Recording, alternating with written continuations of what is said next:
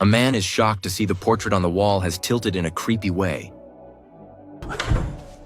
The old man hears something and rushes over to check. That poor thief didn't steal a single thing, but inside this house, he discovered a horrifying secret. Just a moment ago, the old man left after a friend invited him out. But the second he stepped out the door, the thief slipped into his home. Then he pulls out his phone, connects to the mansion's Wi-Fi, and after a few quick taps, he disables every security system in the house. The owner of this mansion is a judge. Judging by all the expensive collectibles inside, he's probably taken plenty of dirty money. But the thief isn't here to steal. He broke into a rich man's house for one reason only: to leave graffiti, to vent his anger at people in power. But just as he's about to start spraying, he hears a noise coming from the basement. Jack carefully heads downstairs. It turns out it's just a fan bumping into a desk lamp. He exhales, relieved, but then he notices something else. The basement is filled with strange props, mysterious items, and a bunch of unsettling photos.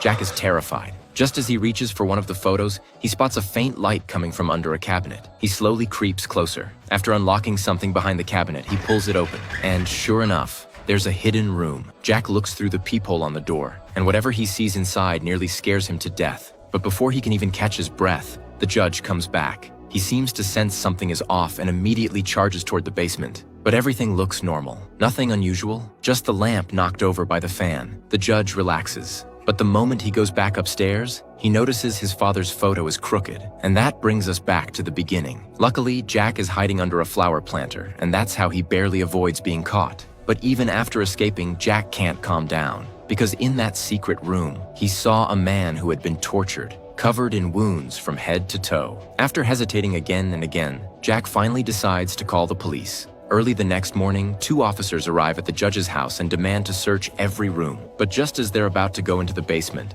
the judge drops a name: his friend, the police chief. How diligent his officers are in responding to crank calls. I'm sure he wouldn't think it was a waste of police time. The moment he says that, the 2 officers are instantly intimidated. They only take a quick, meaningless glance at the basement, then close the door and get ready to leave. Jack is waiting outside, panicking, but not long after, he sees the 2 officers walk out. Clearly, they found nothing. It's fucking pigs.